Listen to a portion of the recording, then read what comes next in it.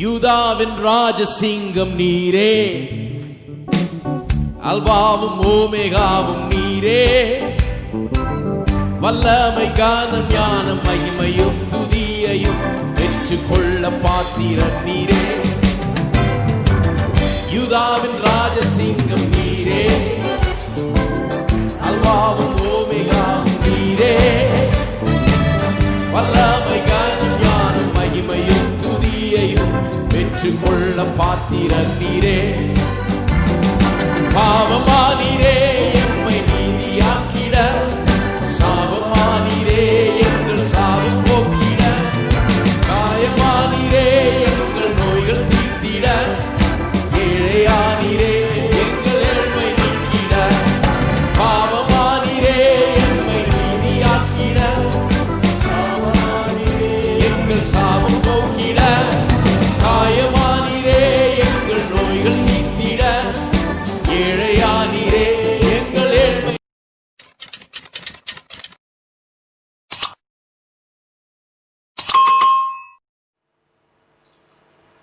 கர்த்தரும் இரட்சகருமாயிருக்கிற இயேசு கிறிஸ்துவின் நாமத்தினாலே உங்களை வாழ்த்துகிறேன். கர்த்தர் உங்களை ஆசீர்வதிப்பாராக. கடந்த 11 மாதங்கள் கர்த்தர் நம்மை கண்ணின் மணி போல பாதுகாத்து இந்த 12வது மாதத்திலும் அவரை துதிக்கவும் அவரை ஆராதிக்கவும் அவருடைய வசனங்களை தியானிக்கவும் தக்கதாக அவர் நமக்கு காண்பித்திருக்கிற அவருடைய மகாபரிய இரக்கத்திற்காக நான் கர்த்தரை ஸ்தோத்திரிக்கிறேன். ஒருவேளை இந்த வருஷத்தினுடைய துவக்கத்திலே நாம் பலவிதமான எதிர்பார்ப்புகளோடு பலவிதமான சிந்தைகளோடு திட்டங்களோடு நாம் இந்த வருடத்தை ஆரம்பித்தோம். ஆனாலும் ஒரு மிகப்பெரிய கேள்விக்குறி இந்த வருடத்தினுடைய இறுதி பகுதியிலே நமக்கு முன்பதாக இருக்கிறது. நமக்கு அருமையான அநேகரை நாம் இழந்தோம்.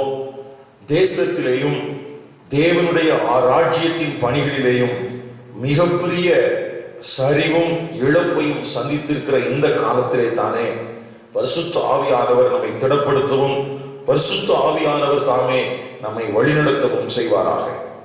இந்த நாளிலே நாம் வழக்கமாய் தியானித்து வருகிற சங்கீத புஸ்தகத்திலிருந்து 71ஆம் சங்கீதத்திலிருந்து நாம் சில காரியங்களை தியானிக்க கர்த்தருடைய ஆவியானவர் நமக்கு கிருபை செய்வாராக. இந்த சங்கீதத்திற்கு ஒரு தலைப்பிட வேண்டுமானால் சிறு வயது முதல் முதிர் வயது வரை என்று இதற்கு ஒரு தலைப்பிடலாம். இந்த சங்கீதத்தை யார் எழுதியிருக்கிறார்கள் என்பது ஒரு மிகப்பெரிய கேள்விக்குறியாக நமக்கு முன்பதாக நிற்கிறது. காரணம், எல்லா சங்கீதத்திலும் தலைப்பு பகுதியிலே யார் எழுதினார்கள் என்று எழுதப்பட்டிருக்கும். ஆனால் இந்த சங்கீதத்திலே யார் எழுதினார்கள் என்று எந்த விதமான குறிப்புகளும் எழுதப்படவில்லை. ஆகவே வரலாற்று ஆசிரியர்களுடைய கருத்துப்படி இதை தாவீது எழுதியிருக்கலாம் என்று கருதுகிறார்கள். தாவீதுடைய குமாரன் அப்சலோம் தாவீதுக்கு விரோதமாக எழும்பின அந்த காலத்திலே தாவீது இந்த சங்கீதத்தை எழுதியிருக்க வேண்டும் என்று குறிப்பிட்ட சாரார் நம்புகிறார்கள். இன்னும் ஒரு சிலர் தேவனுடைய ஆலயத்திலே துதிகளை செய்கிற அல்லது இசைக்கருவிகளை மீட்டுகிற அப்படிப்பட்ட நபர்களில் யாராகிலும் ஒருவர் இந்த சங்கீதத்தை எழுதியிருக்க வேண்டும் என்று கருதுகிறார்கள். அதற்கு காரணம், இந்த சங்கீதத்தினுடைய கடைசி பகுதியிலே 22வது வசனத்திலிருந்து 24ஆம் வசனம் வரைக்கும் இருக்கிற வேத பகுதிக்குள்ளாக, என் தேவனே, நான் வீணையை கொண்டு உம்மையும் உம்முடைய சத்தியத்தையும் துதிப்பேன், சுரமண்டலத்தை கொண்டு உம்மை பாடுவேன் என்று அங்கே தான் பாடுகிறதையும் தான் இசைக்கருவியை மீட்டுகிறதையும் குறித்து அங்கே சொல்லப்பட்டிருக்கிறது. ஒருவேளை இது தாவீதுக்கு பொருந்தும், ஆனாலும் இது தாவீதா இருக்க முடியாது. ஏதோ ஒரு பாடல் குருவில் இருக்கிற இசைக்கருவிகளை மீட்டுகிற ஒரு ஒரு ஒரு மனிதனாக, பெயர் தெரியாத ஒரு மனிதனாக இருக்க வேண்டும் என்று அநேகர் நம்புகிறார்கள். இன்னும் ஒரு சிலர் கூடுதலாக எரேமியா தீர்க்கதரிசியாக இருக்க வேண்டும் என்று இந்த சங்கீதத்தை எழுதின ஆக்கியோனை குறித்து பல கருத்துகள் இருக்கிறது. ஒருவேளை என்னுடைய உள்ளத்திலே யார் எழுதினார்கள் என்பது ஒரு மிகப்பெரிய கேள்விதான். தாவீதா அல்லது தாவீதுடைய அந்த பாடல் குழுவிலே இருந்த ஏதாகிலும் ஒரு நபரா அல்லது எரேமியா தீர்க்கதரிசியா என்று சொல்லும் போது இந்த சங்கீதத்தை வாசிக்கும் போதும் தியானிக்கும் போதும் ஒரு பெரிய கேள்விக்குறியை மிஞ்சுகிறது. யார் எழுதினார்கள் என்பது புரிந்து கொள்வது கொஞ்சம் கஷ்டமான காரியம்தான். ஆனால் இந்த சங்கீதத்தை நாம் தியானிக்கும் போது அந்த சங்கீதக்காரன், ஒருவேளை அது தாவீதாக இருந்தாலும் சரி, அல்லது பெயர் தெரியாத நபராக இருந்தாலும் சரி, அல்லது எரேமியா தீர்க்கதரிசியாக இருந்தாலும் சரி, அந்த மனிதனுடைய ஆவிக்குரிய ஒரு உச்ச நிலையை நாம் இந்த சங்கீதத்திலே புரிந்து கொள்ளலாம்.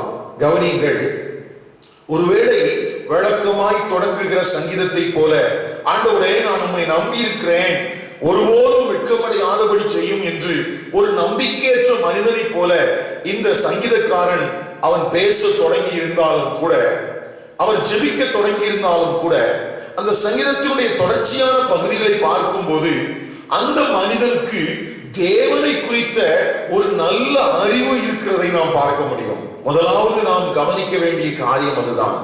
இந்த சங்கீதத்தை எழுதின இந்த சங்கீதக்காரனுடைய ஒரு ஆழமான தேவனை குறித்த அறிவு. இதை எதற்காக நான் சொல்கிறேன் என்றால், சிறு வயது முதல் முதிர் வயது வரைக்கும் தேவனை அறிந்திருக்கிற ஒரு மனிதன் எவ்வளவு நம்பிக்கையுள்ளவனாக வாழ வேண்டும், அல்லது எவ்வளவு தேவ நோக்கத்தை நிறைவேற்றுகிறவனாக இருக்க வேண்டும் என்கிற ஒரு பெரிய பாடத்தை இந்த சங்கீத ஆக்கியோன் நமக்கு கற்றுத்தருகிறான். இன்றைய காலகட்டங்களிலே முதிர் வயதுள்ளவர்களுக்கு ஒரு பெரிய பலவீனம், நம்பிக்கையற்ற ஒரு வாழ்க்கை வாழ்வதற்கு அவர்கள் தூண்டப்படுகிறார்கள். ஒருவேளை சிறு வயதிலே, இளம் வயதிலே, வாலிப வயதிலே கர்த்தருக்காக அவர்கள் வைராக்கியம் கொண்டிருந்தாலும் கூட, முதிர் வயதாகும் போது அவர்கள் காலங்கள் செல்ல செல்ல அவர்களுக்குள்ளே ஒரு நம்பிக்கையற்ற காரியங்கள் உண்டாகிறது. ஒருவேளை இந்த சங்கீதத்தை வாசிக்கும் போதும் கூட இந்த சங்கீத ஆக்கியோன் அப்படி ஒரு 2 வசனத்திலே தன்னை குறித்து குறிப்பிடுகிறதை நாம் வாசிக்கிறோம். 9ஆம் வசனத்திலே எப்படி எழுதப்பட்டிருக்கிறது, முதிர்ந்த வயதில் என்னை தள்ளிவிடாமலும் என் பலன் ஒடுங்கும் போது என்னை கைவிடாமலும் இரும் என்று அவன் ஜெபிக்கிற அந்த ஜெபத்தினுடைய அந்த ஆழத்தை நாம் பார்க்கும் போது, ஒருவேளை இன்றைக்கு இருக்கிற முதியவர்களைப் போல அவனுக்குள்ளே ஒரு எண்ணம் இருக்கிறது. ஆண்டவரே, நான் ஒரு நடுத்தர வயதிலே இருக்கிறேன், சிறு வயதிலிருந்து என்னை ஒவ்வொரு நாளும் நடத்தி வருகிறேன். ஆனால் முதிர் வயது வரும்போது ஒருவேளை மற்ற மனிதர்கள் என்னை தள்ளிவிடுவது போல நீரும் என்னை தள்ளிவிடுவீரோ? முதிர் வயதிலே என்னுடைய பலன் இல்லாத சூழல் வரும்போது என்னை நீர் கைவிட்டு விடுவீரோ என்கிற ஒரு கேள்வியும் அங்கலாய்ப்பும் இந்த ஆக்கியோனுக்குள் இல்லாமல் இல்லை. ஏனென்றால் 18ஆம் வசனத்திலே திரும்பவும் அவன் இப்படி எழுதியிருக்கிறான், முதிர் வயதும் நரை மயிரும் உள்ளவனாகும் வரைக்கும் என்னை கைவிடுதாக ஆண்டவரே. அப்படி என்றால் சிறு வயதிலிருந்து நான் உம்மை அறிந்திருக்கிறேன், நீர் என்னை நடத்துகிறீர், நீர் எனக்கு போதிக்கிறீர் ஆண்டவரே. ஆனால் முதிர் வயதாகும் போது என்னை நீரும் கைவிட்டு விட வேண்டாம் என்று தன்னுடைய ஒரு இயலாமையை, தன்னுடைய ஆற்றாண்மையை அவன் வெளிப்படுத்துகிறதாக இந்த சங்கீதத்திலே நாம் பார்க்கிறோம். ஒருவேளை இன்றைக்கு இந்த சங்கீதத்தை வாசிக்கிற முதியவர்களுக்கு என்ன தோன்றும்? ஓ, நம்மை போலவே ஒரு மனிதன் தான் இந்த சங்கீதத்தை எழுதியிருக்க வேண்டும். அது தாவீதோ, அது எரேமியாவோ, அல்லது பெயர் தெரியாத ஒரு மனிதனோ யாராக இருந்தாலும் அவனும் என்னை போலத்தான் தனிமையை அனுபவித்திருக்கிறான், அவனுக்கும் என்னை போல பலவீனம் வந்திருக்கிறது, அவனும் என்னை போல மற்றவர்களாலே உதாசீனம் பண்ணப்பட்டிருக்கிறான் என்று எண்ணி தங்களை தேற்றிக் கொள்வதற்கு வாய்ப்பு இருக்கிறது. ஆனால் கவனியுங்கள், இந்த சங்கீதத்தில் ஒருவேளை அப்படி 2 வசனங்கள் சொல்லி இருந்தாலும் இந்த சங்கீதத்தை ஒருவேளை தாவீது எழுதியிருப்பானா என்கிற கேள்வி எனக்குள்ளே வருவதற்கு காரணம் என்னவென்றால், 37ஆம் சங்கீதத்திலே 25ஆம் வசனத்திலே தாவீது தேவனை குறித்த ஒரு அறிவோடு கூட அவன் எழுதியிருக்கிற ஒரு வார்த்தை இப்படி பார்க்கிறோம். 37ஆம் சங்கீதம் 25ஆம் வசனத்திலே, நான் இளைஞனாய் இருந்தேன், முதிர் வயதுள்ளவனானேன், ஆனாலும் நீதிமான் கைவிடப்பட்டதையும் அவன் சந்ததி அப்பத்துக்கு இறந்து திரிகிறதையும் நான் காணவில்லை என்று சிறு வயது தொடங்கி முதிர் வயது மட்டும் தேவன் எப்படிப்பட்டவராய் இருக்கிறார் என்கிற காரியத்தை குறித்து தெளிவாக தாவீது எழுதியிருக்கும் போது, தாவீது இப்படிப்பட்ட ஒரு ஜெபத்தை செய்திருப்பானா என்கிற ஒரு கேள்வி எனக்குள்ளே உண்டாகிறதுனாலே இந்த சங்கீதத்தின் ஆக்கியோன் தாவீதாக இருக்க முடியாது என்பது என்னுடைய ஒரு உள்ளத்திலே இருக்கிற ஒரு காரியம். கவனிங்கள், இதை எழுதினது யாராக இருந்தாலும் அதற்கு பின்பதாக பரிசுத்த ஆவியானவர் இருக்கிறார் என்பதை நாம் தீர்க்கமாக நம்புகிறபடினாலே, நாம் தீர்க்கமாக விசுவாசிக்கிறபடினாலே, இன்றைக்கு இந்த சத்தியத்திலிருந்து, இந்த வேத பகுதியிலிருந்து பரிசுத்த ஆவியானவர் நம்மை நடத்துவாராக. கவனிங்கள், முதிர்ந்த வயதில் என்னை கைவிடாதிரும் என்று சொல்கிற இந்த மனிதனுடைய வாழ்க்கை எப்படி தொடங்குகிறது என்று பார்த்தால் 6ஆம் வசனத்தில் சொல்கிறான், நான் கற்பத்தில் உற்பவித்தது முதல். 5ஆம் வசனத்தில் சொல்லப்பட்டிருக்கிறது, என் சிறு வயது தொடங்கி. அருமையான கர்த்தருடைய பிள்ளைகளே, தாயின் வயிற்றிலே இருக்கிற போது, நான் கற்பத்திலே உற்பவித்த போது, என்னுடைய சிறு வயது தொடங்கி உம்மால் நான் ஆதரிக்கப்பட்டிருக்கிறேன் என்று தன்னை ஆதரித்து வந்த தேவனை குறித்து சொல்கிறான். நமக்கு தெரிந்திருக்கிறபடி நம்முடைய முற்பிதாவாகிய யாக்கோபு கடந்த காலங்களிலே தேவன் எனக்கு என்ன செய்தார் என்று அவன் திரும்பி பார்க்கும் போது அவன் சொன்ன ஒரு வார்த்தையை ஆதியாகமங்களின் புஸ்தகத்திலே நாம் வாசிக்கிறோம். 48ஆம் அதிகாரத்திலே 15ஆம் வசனத்திலே அவன் யோசேப்பை ஆசீர்வதிக்கும் போது, என் பிதாக்களாகிய ஆபிரகாமுக்கும் ஈசாக்கும் வழிபட்டு வணங்கிய தேவனும் நான் பிறந்த நாள் முதல் இந்நாள் வரைக்கும் என்னை ஆதரித்து வந்த தேவன் என்று அந்த யோசேப்பை ஆசீர்வதிக்கும் போது, முதிர் வயதாய் இருந்த அந்த கண்களிலே பார்வை கூட குறைவுபட்டிருந்த என்று நாம் நினைக்கலாம். அப்படிப்பட்ட ஒரு தருணத்திலே பிறந்த நாள் முதல் கொண்டு இந்நாள் வரைக்கும் என்னை ஆதரித்து வந்த யாக்கோபின் தேவனே, இஸ்ரவேலின் தேவனே, ஆபிரகாமின் தேவனே என்று தேவனை குறித்த ஒரு காரியத்தை அங்கே நாம் பார்க்கிறோம். அதே போலத்தான் இந்த பரிசுத்தவானுடைய வாழ்க்கையிலையும், ஆண்டவரே, நான் கற்பத்தில் உற்பவித்தது முதல், என் தாயின் வயிற்றிலிருந்து என்னை எடுத்தவர் நீர், என் சிறுவயது தொடங்கி என்னை நீர்தான் நடத்தி வந்தீர், நீர்தான் என்னுடைய நம்பிக்கை என்று தன்னை சிறு வயது முதல் நடத்தி வந்த தேவனை குறித்த அறிவோடு கூட பேசுகிறதை நாம் பார்க்கிறோம். அருமையான கர்த்தருடைய பிள்ளைகளே, சிறு வயது தொடங்கி முதிர் வயது வரைக்கும் கர்த்தரால் ஆதரிக்கப்பட்ட மனிதன் அவன் ஒரு நம்பிக்கையை இழக்கிற மனிதனாக இருக்க முடியாது. முதிர் வயதிலே ஆண்டவர் என்னை தள்ளிவிடுவார் என்று நினைக்க முடியாது. அப்படியானால் இந்த மனிதன் இந்த சங்கீதத்தை இப்படி எழுதியிருக்கிறதற்கான காரணம் என்ன என்பதை குறித்த ஒரு தெளிவான பார்வையை இந்த நாளிலே பரிசுத்த ஆவியானவர் நமக்கு தந்தருள்வாராக. இந்த சங்கீதத்திலே தேவனை குறித்த ஒரு உயர்ந்த ஆழமான அறிவு அந்த மனிதனுக்குள்ள இருக்கிறது. எந்த அடிப்படையிலே நான் இதை சொல்கிறேன் என்றால், ஆண்டவருடைய நீதியை குறித்து இவர் பேசுகிறார். கவனிங்கள், தேவனுடைய நீதியை குறித்து இந்த சங்கீதக்காரன் திரும்பவும் திரும்பவும் பேசுகிற காரியத்தை நாம் பார்க்க முடியும். 2ஆம் வசனத்தில் எப்படி எழுதப்பட்டிருக்கிறது, உம்முடைய நீதியின் நிமித்தம். 15ஆவது வசனத்தில் எப்படி எழுதப்பட்டிருக்கிறது, என் வாய் நாள்தோறும் உமது நீதியை. அடுத்தது 16ஆவது வசனத்தில் சொல்லப்பட்டிருக்கிறது, கர்த்தராகிய ஆண்டவருடைய வல்லமையை முன்னிட்டு நடப்பேன், உம்முடைய நீதியை பற்றியே நான் மேன்மை பாராட்டுவேன். 19ஆம் வசனத்திலே அங்கே இப்படி எழுதப்பட்டிருக்கிறது, தேவனே உம்முடைய நீதி உன்னதமானது. 24ஆம் வசனத்தில் எப்படி எழுதப்பட்டிருக்கிறது, நாள்தோறும் என் நாவு உமது நீதியை கொண்டாடும் என்று.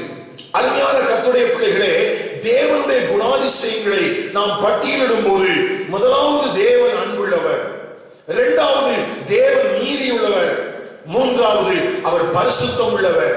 இப்படி தேவனுடைய குணாதிசயங்களில் மிக முக்கியமான அவர் நீதியுள்ளவர் என்கிற காரியத்தை அறிந்த ஒரு சங்கீதக்காரன் இந்த தேவனுடைய மனுஷன். எனக்கு அருமையான கர்த்தருடைய பிள்ளைகளே, இதை எதற்காக நான் சொல்கிறேன் என்றால், இன்றைக்கு இருக்கிற தேவ சபைக்குள்ளாக தேவன் அன்புள்ளவர் என்று அறிந்திருக்கிற அநேகர் தேவன் பரிசுத்தம் உள்ளவர் என்று அறிந்திருக்கவில்லை.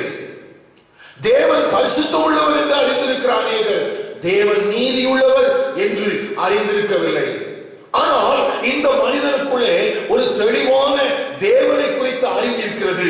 தேவன் நீதியுள்ளவர்.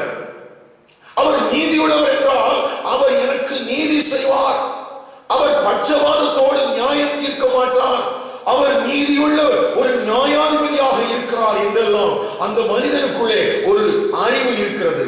அது மாத்திரமல்ல, அவர் நீதி உள்ளவராய் இருக்கிறதுனாலே அவருடைய நீதியினாலே நானும் நீதிமானாக்கப்பட முடியும் என்கிற ஒரு சிந்தையும் அந்த மனிதனுக்குள்ளே காணப்பட்டிருக்க வேண்டும் என்று நான் விசுவாசிக்கிறேன்.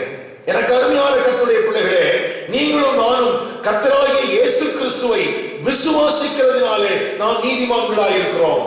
ஆபிரகாமை குறித்து ஆதியாகமம் 15ஆம் அதிகாரம் 6ஆம் வசனத்தில் வாசிக்கிறோம். அவன் கர்த்தரை விசுவாசித்தான், ஆகவே அது அவனுக்கு நீதியாக எண்ணப்பட்டது என்று எழுதப்பட்டிருக்கிறது. கர்த்தரை விசுவாசித்தது அது அவனுக்கு நீதியாக எண்ணப்பட்டது. அப்படியானால் நீதியுள்ள தேவனுடைய அக்கவுண்ட்ல இருந்து தேவனை விசுவாசித்த அந்த விசுவாசத்தின் நிமித்தமாக நீதி அவனுக்கு கடத்தப்பட்டு அவனும் நீதிமானாக மாற்றப்பட்டான் என்றுதான் நாம் ரோமரின் புஸ்தகத்திலே 4ஆம் அதிகாரத்திலே வாசிக்கிறோம்.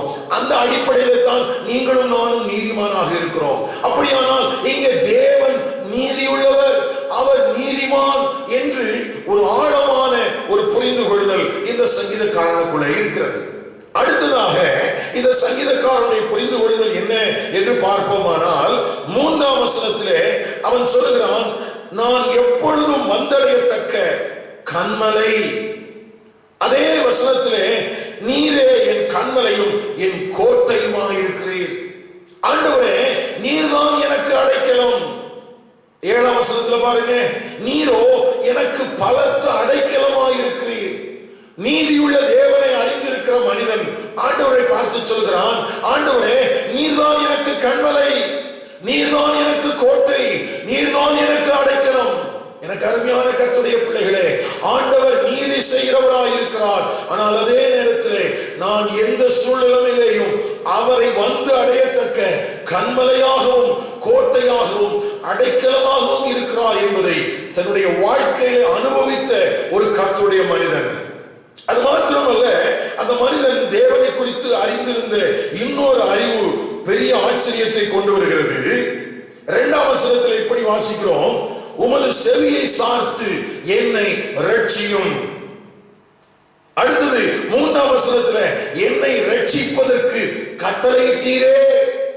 அப்படியானால் இங்கே சங்கீதக்காரனுடைய அறிவு என்ன அப்படின்னு பார்த்தா, 3ஆவதாக அவன் தேவனை இரட்சகராக பார்த்தான், விடுவிக்கிறவராக பார்த்தான். 15ஆம் வசனத்தில் எப்படி எழுதப்பட்டிருக்கிறது, உமது ரட்சிப்பையும் சொல்லும். ஆண்டவர் நீதியுள்ளவர், ஆண்டவர் பலத்த பாதுகாப்பை கொடுக்கக்கூடிய கன்மலை, கோட்டை, அடைக்கலம், அவர் இரட்சகர். அது மாத்திரமல்ல, இந்த சங்கீதக்காரனுடைய அறிவை குறித்து நாம் பார்க்கும்போது 5ஆம் வசனத்தில் எப்படி எழுதப்பட்டிருக்கிறது, என் நம்பிக்கையாய் இருக்கிறேன். He is my hope. அவர்தான் என்னுடைய நம்பிக்கை. 1ஆம் வசனத்தில் எப்படி எழுதப்பட்டிருக்கிறது, கர்த்தாவே உம்மை நான் நம்பி இருக்கிறேன். 14ஆம் வசனத்தில் எப்படி எழுதப்பட்டிருக்கிறது, நானோ எப்பொழுதும் நம்பிக்கை கொண்டிருக்கிறேன். அப்படியானால் நம்பிக்கைக்குரியவர் சிறு வயது தொடங்கி முதிர் வயது வரைக்கும் நம்பிக்கைக்குரியவர் நான் ஆராதிக்கிற தேவன் என்கிற ஒரு பெரிய ஆழமான விசுவாசமும் அறிவும் அந்த மனிதனுக்குள்ளே இருக்கிறது. இந்த அறிவை உடைய மனிதன் இன்னொரு ஒரு ஆச்சரியத்தை வெளிப்படுத்துகிறான். 19ஆம் வசனத்தில் எப்படி எழுதப்பட்டிருக்கிறது, தேவனே உமக்கு நிகரானவர் யார்.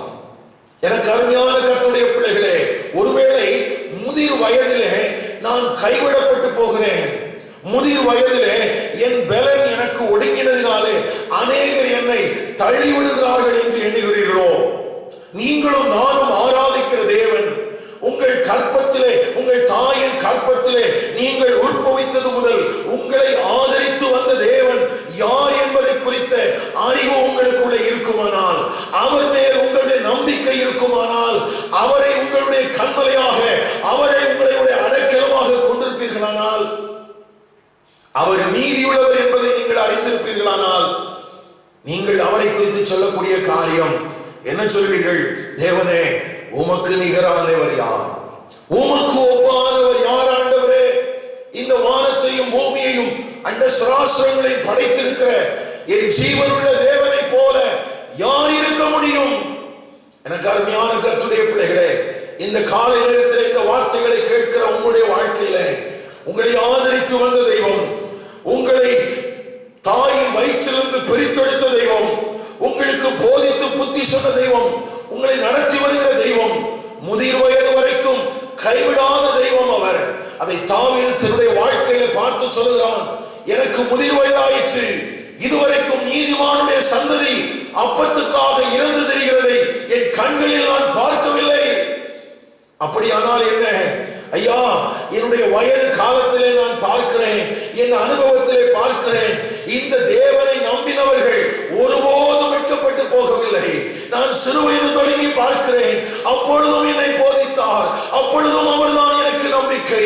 இப்பொழுது எனக்கு நிறைய வயதாகிவிட்டது, இப்பொழுதும் எனக்கு அவர்தான் நம்பிக்கை. என் கண்களுக்கு முன்பதாக அவரை நம்பினவர்கள் ஒருபோதும் வெட்கப்பட்டு போகவில்லை. அதுதான் தாவீதுடைய அனுபவமாக இருக்கிறது. அப்படியானால் அருமையான கர்த்தருடைய ஊழியக்காரர்களே, முதியவர்களே, உங்கள் கண்களை துடைத்துக் கொள்ளுங்கள். யார் என்னை கைவிட்டாலும் நான் ஆராதிக்கிறவரும் நான் சேவிக்கிறவரும் முற்பிதாக்களின் காலங்களிலே நாங்கள் வணங்கி வந்தவருமான இந்த யாக்கோபின் தேவன் என்னை கைவிட மாட்டார் என்கிற ஒரு ஒப்பான நம்பிக்கை உள்ளவர்களாக மாறிவிடுவதற்கு இந்த காலை நேரத்திலே பரிசுத்த ஆவியானவர் உங்களை தட்டி எழுப்புவாராக. அது மாத்திரமல்ல, இந்த மனிதனுடைய அனுபவம் வித்தியாசமானது. அவன் என்ன சொல்கிறான் கவனியுங்கள். 71ஆம் சங்கீதத்திலே 3 காரியத்தை அவன் முக்கியப்படுத்துகிறான். 3ஆம் வசனத்தில் எப்படி எழுதப்பட்டிருக்கிறது, நான் எப்பொழுதும் வந்தடையத்தக்க கண்மலை. இந்த எப்பொழுதும் என்கிற வார்த்தையை கவனியுங்கள்.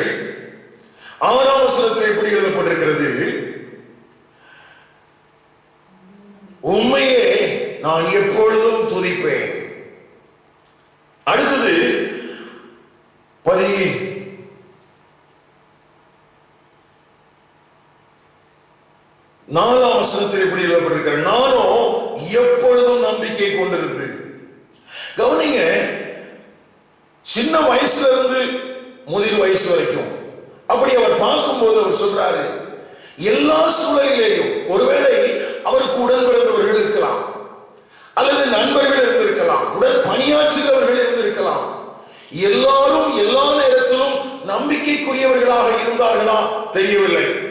அவருடைய மனைவி, அவருடைய பிள்ளைகள், அவரோடு பிறந்தவர்கள், இனச்சனத்தார் யாரும் நம்பிக்கைக்குரியவர்களாக இருந்தார்களோ இல்லையோ, இவர் சொல்லுகிற காரியம் என்ன, நான் ஆராதிக்கிற இந்த தேவன் எப்பொழுதும் வந்தடையத்தக்க கண்மலையாக இருக்கிறார். நான் ஆராதிக்கிற தேவன் எப்போதும் துதிக்கப்படத்தக்கவராக இருக்கிறார். நான் ஆராதிக்கிற தேவன் எப்பொழுதும் நம்பிக்கைக்குரியவராக இருக்கிறார். அப்படியானால் இந்த முதிர் வயதிலே இந்த மனிதனுடைய நம்பிக்கை அனுபவம், தேவனை குறித்த அனுபவம் எப்படி இருக்கிறது என்றால், எல்லா நேரத்திலையும் அவர்தான் பாதுகாப்பு, அவர்தான் துதிக்கப்படத்தக்கவர், அவர்தான் நம்பிக்கைக்குரியவர். எனக்கு அருமையான கர்த்தருடைய பிள்ளைகளே, அநேக நேரங்களிலே நம்முடைய வாழ்க்கையில மனிதர்களை நம்புகிறோம். நாசியிலே சுவாசம் உள்ள மனிதனை நம்பக்கூடாது என்று வேதம் சொல்லி இருந்தாலும் நாம் மனிதர்களை நம்புகிறோம். நாம் கைவிடப்பட்டவர்களை போய்விடுகிறோம். உடனடியாக நாம் கர்த்தர் பேரிலும் நம்பிக்கை இழந்தவர்களாய் போய்விடுகிறோம். ஆனால் இங்கே சங்கீதக்காரன் சொல்கிறான், இல்லை, எல்லா காலத்திலும் அவர்தான் எனக்கு பாதுகாப்பு. எல்லா காலத்திலும் நான் அறிந்திருக்கிற, நான் வணங்கி வந்த இந்த தேவனே துதிக்கப்படத்தக்கவர். எல்லா காலத்திலும் அவரே நம்பிக்கைக்குரியவர். இந்த உலகத்துல யார் வேண்டுமானாலும் நம்பிக்கை வைத்துக் கொள்ளட்டும். அவன் சொல்கிறான், நானோ எப்பொழுதும் கர்த்தர் பேரில் நம்பிக்கையாயிருப்பேன்.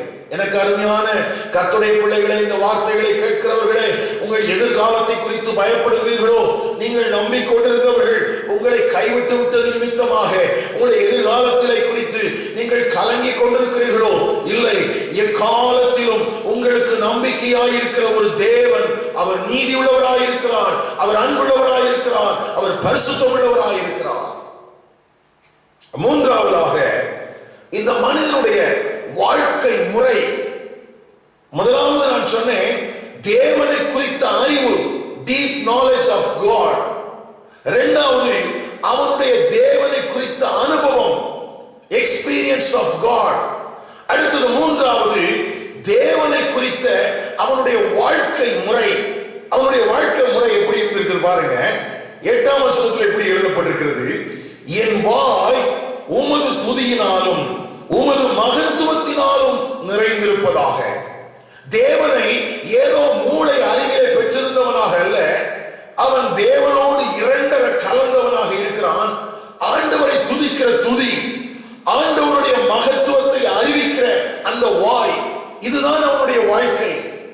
அந்த பெயர் தெரியாத அந்த சங்கீத ஆக்கியோனை நான் பார்க்கும்போது அவனுடைய வாய் எப்பொழுதும் கர்த்தரை துதிக்கிற துதியினால் நிறைந்திருக்கிறது. கர்த்தரை அவனுடைய மகத்துவங்களை பாடி துதிக்கிற துதியினாலே அவனுடைய வாய் நிறைந்திருக்கிறது. அது மாத்திரமல்ல, 15ஆம் வசனத்திலிருந்து 18ஆம் வசனம் வரைக்கும் அவனுடைய அந்த வாழ்க்கை முறை பட்டியலிடப்பட்டிருக்கிறது. நான் உங்களுக்கு சுட்டி காட்டுகிறேன். என் வாய் நாள்தோறும் உமது நீதியையும் உமது ரட்சிப்பையும் சொல்லும். அது மாத்திரமல்ல, 16ஆம் வசனத்துல கர்த்தராகி ஆண்டவருடைய வல்லமையை முன்னிட்டு நடப்பேன், உம்முடைய நீதியை பற்றியே மேன்மை பாராட்டுவேன். பாருங்க, திரும்ப திரும்ப அவன் சொல்றது என்ன? ஆண்டவரே, என்னுடைய வாயில உம்முடைய நீதியை பேசுவேன், உம்முடைய ரட்சிப்பை பாடுவேன், உம்முடைய மகத்துவங்களை நான் பேசுவேன். 17ஆம் வசனத்தில் எப்படி எழுதப்பட்டிருக்குது? உம்முடைய அதிசயங்களை இதுவரைக்கும் நான் அறிவித்து வந்தேன். என் சிறுவயது முதல் என்னை நடத்தி வந்த தேவன் அல்லவா? என் சிறுவயது முதல் எனக்கு போதித்து புத்தி சொன்னவர் அல்லவா? என் வாய் எப்பொழுதும் உம்முடைய அதிசயங்களை அறிவித்துக் கொண்டே இருக்கிறது, உம்முடைய நீதியை பேசிக்கொண்டே இருக்கிறது, உம்முடைய துதியை பாடிக்கொண்டே இருக்கிறது, உம்முடைய மகத்துவங்களை நான் பேசிக் கொண்டிருக்கிறேன். அப்படியானால் இந்த சங்கீதக்காரனுடைய அனுபவம் தான் என்ன? இன்றைக்கு நம்முடைய வாய் எதை பேசிக் கொண்டிருக்கிறது? தேவனை அறிந்திருக்கிறோம் என்று சொல்கிறோமே, தேவன் மேல் நம்பிக்கை கொண்டிருக்கிறோம் என்று சொல்கிறோமே, நம்முடைய வாய் எதை பேசிக் கொண்டிருக்கிறது? இந்த மனிதன் எப்படி பேசிக் கொண்டிருக்கிறான்? அடுத்தது 18ஆம் வசனத்தில் பாருங்க, மிகவும் கவனிக்க வேண்டிய ஒரு காரியம்.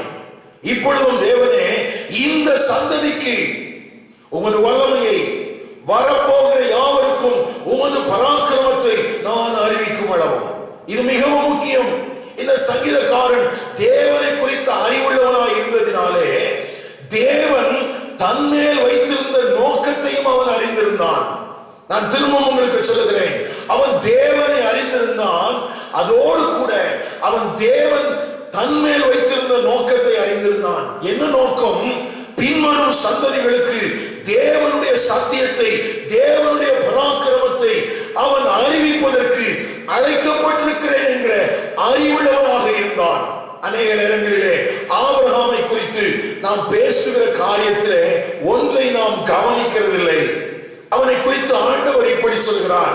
ஆதியாகமங்களின் புஸ்தகம் 18ஆம் அதிகாரம் 19ஆம் வசனத்திலே ஆண்டவர் இப்படி அவனை சொல்கிறார்.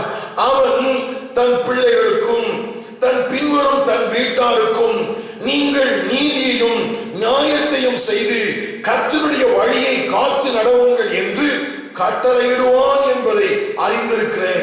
அருமையான கர்த்தருடைய பிள்ளைகளே, இங்கே ஆபிரகாமுக்கு ஆண்டவர் கொடுக்கிற சர்டிபிகேட் என்ன?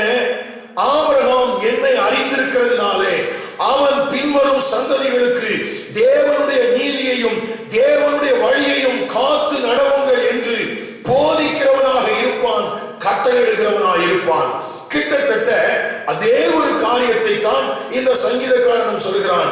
இந்த சந்ததிக்கு, ஒருவேளை நான் நினைக்கிறேன் இந்த சந்ததி என்று அவர் சொல்வதற்கு காரணம் என்னவென்றால், ஆண்டவரே, நான் முதிர் வயதாகிவிட்டேன், இந்த முதிர் வயதிலே இந்த சந்ததி என்னை யாரும் கவனிக்கிறதில்லை, என் பலன் ஒடுங்கி போனதினாலே என்னை கைவிடப்பட்டவனை போல விட்டு விட்டார்கள், மற்றவர்களுக்கு நான் புதுமை போல இருக்கிறேன், நான் எப்பொழுதும் உம்மை துதித்துக் கொண்டிருக்கிறதை பார்க்கும்போது, நான் உம்முடைய மகத்துவங்களையும் உம்முடைய பராக்கிரமத்தையும் பேசிக் கொண்டிருக்கிறது நிமித்தமாய் இந்த சந்ததி என்னை ஒரு அந்நிய மனுஷனை போல பார்க்கிறது அல்லவா?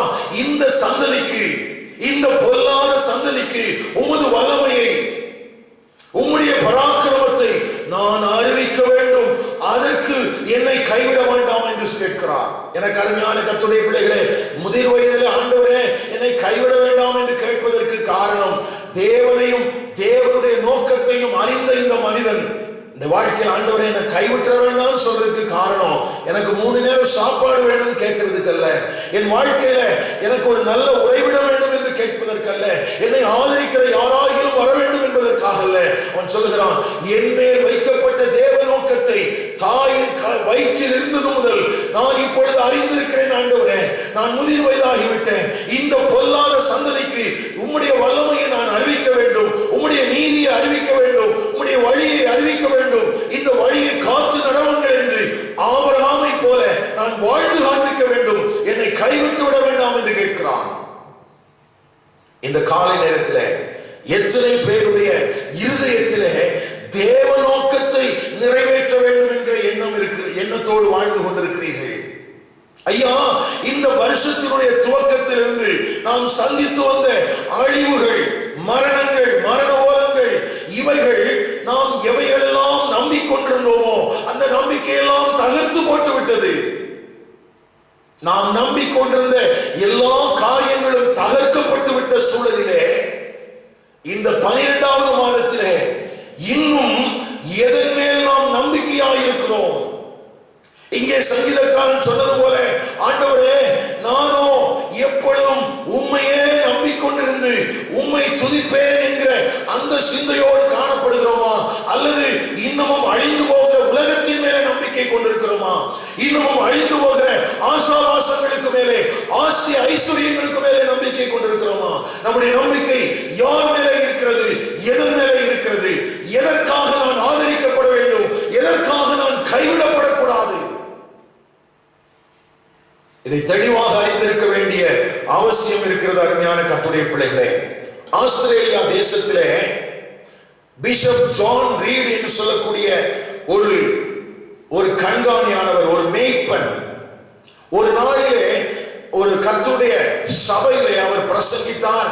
அப்படி பிரசங்கிக்கும் போது மிஸ்ஸஸ் ஹேட்ஃபீல்ட் என்று சொல்லப்படுகிற 75 வயது மூதாட்டி கர்த்தராகிய இயேசு கிறிஸ்துவை சொந்த இரட்சகராக ஏற்றுக்கொண்டாளாம். எனக்கு ஒரு பெரிய ஆச்சரியம், ஒரு பிஷப் பிரசங்கம் பண்ணும் போது இன்றைக்கும் ரட்சிக்கப்படுகிறார்களா என்பது. இரண்டாவது ஆச்சரியம், 75 வயதிலே நான் இன்னமும் ரட்சிக்கப்படவில்லை, ரட்சிக்கப்பட வேண்டும் என்கிற ஒரு எண்ணம் அந்த தாய்க்குள்ளே வந்ததை குறித்து எனக்கு ஒரு ஆச்சரியம். அப்படி ரட்சிக்கப்பட்ட அந்த தாய் இரவு வீட்டுக்கு போய் சந்தோஷமாய் அவள் நிம்மதியாய் இருக்கிறாள். இன்றைக்கும் இல்லாத ஒரு பெரிய சந்தோஷம் அவருடைய உள்ளத்தில் இருக்கிறது. திரும்பவும் அந்த பிஷப் ஜான் ரீடத்தில் வந்து கேட்கிறாள், ஐயா, நேற்றைக்கு நான் பெற்றுக்கொண்ட அனுபவம் என்னை மிகுந்த சந்தோஷம் அடைய செய்திருக்கிறது.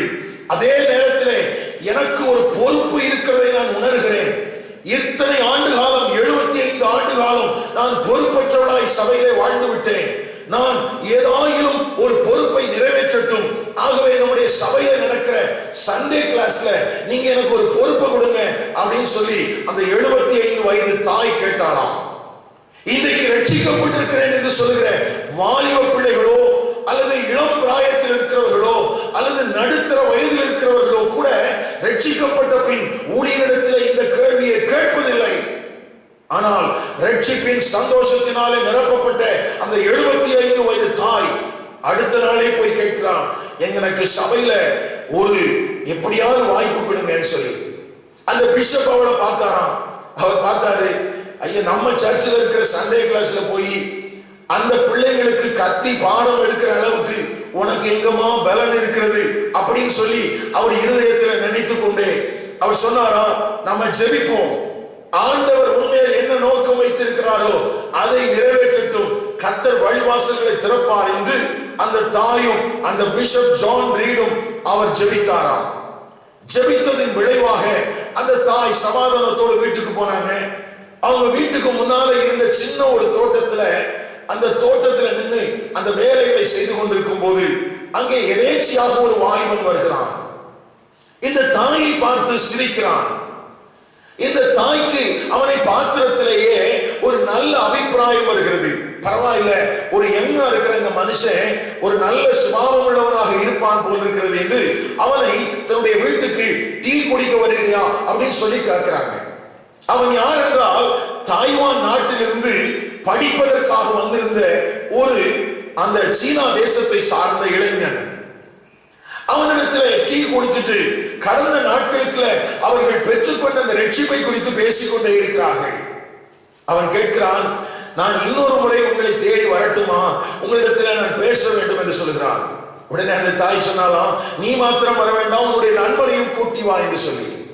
இப்படி அந்த 75 வயதில் ரட்சிக்கப்பட்ட அந்த மிஸ்ஸஸ் ஹாட்ஃபீல்ட் தொடர்ந்து அந்த சீன தேசத்தினுடைய இளைஞரோடு பேசி ஒவ்வொரு முறையும் ஒரு நண்பனை அவனிடத்திலே கொண்டு வர சொல்லி ஒரு நாளிலே 70 வாலிபர்கள், சீனா தேசத்தினுடைய வாலிபர்கள் 70 பேருக்கு அந்த 75 வயது தாய் வேதாகமத்தை கற்றுக் கொடுக்கிற ஒரு ஆசிரியராக மாறிவிட்டாராம். கவனிங்கள் எனக்கு அருமையான கர்த்தருடைய பிள்ளைகளே, சிறு வயது முதல் தேவனை அறிந்திருக்கிறாள். ஆனால் தேவன் தன்மேல் வைத்திருந்த நோக்கத்தை ஒரு நாளிலே ரட்சிக்கப்பட்ட போதுதான் உணர்ந்து கொண்டாள். ரட்சிக்கப்பட்ட அந்த நாளிலே சண்டே கிளாஸ் எடுப்பதற்கு ஆயத்தமானாள்.